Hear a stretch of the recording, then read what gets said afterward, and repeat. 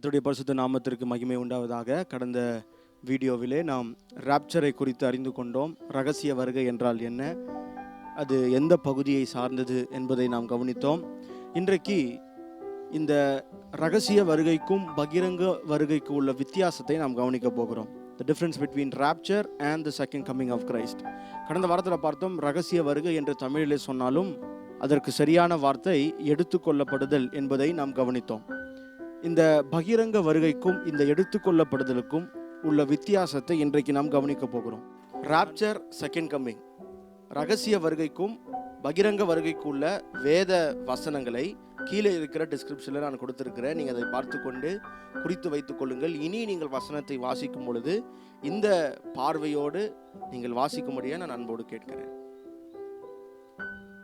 இந்த நிகழ்வு என்ன? ரகசிய வருகை என்பது the rescue of the true church to be with Christ. உண்மையான சபையின் பாதுகாப்பின் நிமித்தம் கிறிஸ்துவோடு மீட்கப்படுதல், இதுதான் ரகசிய வருகை. பகிரங்க வருகை என்றால் உண்மையான சபையின் பூமிக்கு கிறிஸ்துவோடு திரும்ப வருவது. The return of the true church to earth with Christ. இப்படியாக இந்த நிகழ்வுகளை நாம் பிரிக்க முடியும்.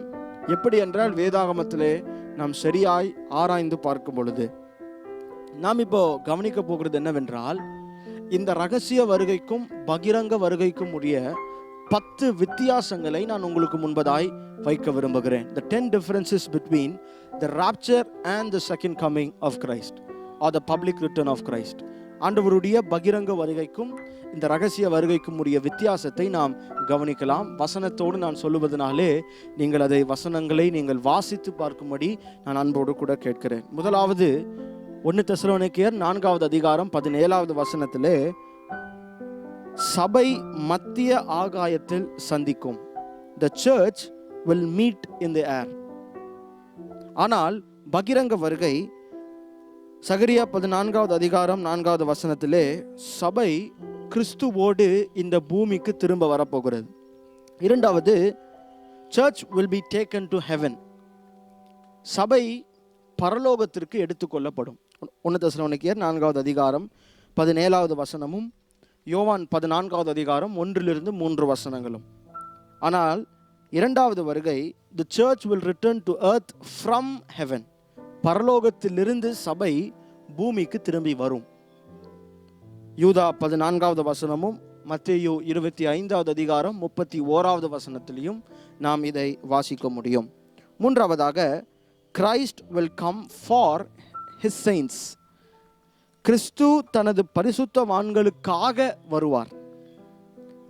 1 தெசலோனிக்கேயர் 4வது அதிகாரம் 13-18, 2 தெசலோனிக்கேயர் 2வது அதிகாரம் 1வது வசனம். இரண்டாவது வருகை, Christ will come with his saints. கிறிஸ்து பரிசுத்தவான்களோடு வருவார். அங்கே பரிசுத்தவான்களுக்காக வருவார், இங்கே பரிசுத்தவான்களோடு வருவார். வெளிப்படுத்தின விசேஷம் 19வது அதிகாரம் 14வது வசனத்திலே இதை நாம் வாசிக்க முடியும். Christ will come for his saints and here Christ will come with his saints. நான்காவதாக, இந்த ரகசிய வருகையானது விசுவாசிகள் மாத்திரமே காண்கிற ஒன்றாய் அமைய போகிறது. Only the believers will see it. 1 கொரிந்தியர் 15வது அதிகாரம் 51-52 வசனங்களை நாம் கவனிக்கும் பொழுது விசுவாசிகள் மாத்திரமே பார்ப்பார்கள். ஆனால் இரண்டாவது வருகை, every eye will see him. எல்லா கண்களும் அவரை பார்க்க போகிறது. வெளிப்படுத்துதல் 1வது அதிகாரம் 7வது வசனம், 19வது அதிகாரம் 11-16 வசனங்கள், மத்தேயு 24வது அதிகாரம் 30வது வசனம். Seen only by the believers, and every eye will see him. ஐந்தாவதாக, Christ himself will gather the saints. கிறிஸ்து தன்னுடைய பரிசுத்தவான்களை அவர் எடுத்துக்கொள்ள போகிறார். ஆனால் பகிரங்க வருகை நாம் பார்க்கும் பொழுது, the angels will gather the elect. மத்தேயு 24வது அதிகாரம் 31வது வசனத்திலே, தூதர்கள் தெரிந்து கொள்ளப்பட்டவர்களை எடுத்துக்கொள்வார்கள். இதுதான் பகிரங்க வருகைக்கும் ரகசிய வருகைக்கும் உள்ள 5வது வித்தியாசம். அங்கே 1 தெசலோனிக்கேயர் 4வது அதிகாரம் 16வது வசனத்திலே, கிறிஸ்து தன்னுடைய பரிசுத்தவான்களை அவர் எடுத்துக்கொள்ள போகிறார். இங்கே தூதர்கள் தெரிந்து கொள்ளப்பட்டவர்களை எடுத்துக்கொள்வார்கள். ஆறாவதாக, விசுவாசிகள் அவிசுவாச கூட்டத்திலிருந்து அவர்கள் எடுத்துக்கொள்வார்கள். ஆனால் மத்தேயு 14வது அதிகாரம் 41 43 வசனங்களை நாம் கவனிக்கும் பொழுது unbelievers will be taken up, அங்கே கொடுக்கப்படுகிற கலையை குறித்து அங்கே வாசிக்கிறோம். டேர்ஸ், அவர்கள் முதலாவது எடுத்துக்கொள்ளப்படுவார்கள். இது பகிரங்க வருகைக்குரிய காரியம். ஆனால் ரகசிய வருகையானது விசுவாசிகள், இயேசுவை ஏற்றுக்கொண்டவர்கள் எடுத்துக்கொள்ளப்படுகிறதை நாம் பார்க்கிறோம். ஏழாவதாக, ரகசிய வருகையிலே பிசாசு கட்டப்பட மாட்டான். வெளிப்படுத்துதல் 13வது அதிகாரம் 2வது வசனம். ஆனால் ஆண்டவருடைய பகிரங்க வருகையிலே பிசாசு 1000 வருஷம் கட்டப்படுவான். வெளிப்படுத்துதல் 20வது அதிகாரம் 1-3 வசனங்களை நாம் கவனிக்க முடியும். எட்டாவதாக, நீதிமான்கள் எடுத்துக்கொள்ளப்படுவார்கள். 1 தெசலோனிக்கேயர் 4வது அதிகாரம் 17வது வசனத்திலே நீதிமான்கள், righteous will be removed. ஆனால் இரண்டாவது பகிரங்க வருகையை நாம் கவனிக்கும் பொழுது wicked will be removed, துன்மார்க்கர் எடுத்துக்கொள்ளப்படுவார்கள். மத்தேயு 25வது அதிகாரம் 40-41 வசனங்களை நாம் கவனிக்கலாம். ஒன்பதாவதாக, இந்த ரகசிய வருகையிலே உலகமானது நியாயம் தீர்க்கப்படாது. earth will not be judged. ஆனால் ஆண்டவருடைய பகிரங்க வருகையிலே இந்த உலகம் நியாய தீர்க்கப்படும். வெளிப்படுத்துதல் விசேஷம் 20வது அதிகாரம் 4-5 வசனங்கள். இது 9வது வித்தியாசம். கடைசியாக, இந்த ரகசிய வருகை என்பது ஒரு ரகசியம், மிஸ்ட்ரி. 1 கொரிந்தியர் 15வது அதிகாரம் 51-52 வசனங்களை நாம் கவனிப்போமானால், நான் உங்களுக்கு ஒரு ரகசியத்தை வெளிப்படுத்துகிறேன் என்கிற வார்த்தையை அங்கே பயன்படுத்துகிறதை கவனிக்கிறோம். அப்படி என்றால் அதற்கு முன்பதாய் வெளியாக்கப்படாத ஒரு நற்செய்தியை, ஒரு உபதேசத்தை பவுல் அங்கே சொல்லுகிறதை நாம் பார்க்கலாம். ஆனால் ஆண்டவருடைய பகிரங்க வருகையை பார்க்கும் பொழுது இது பழைய ஏற்பாட்டிலேயே முன்னறிவிக்கப்பட்ட ஒரு காரியத்தை நாம் கவனிக்கிறோம்.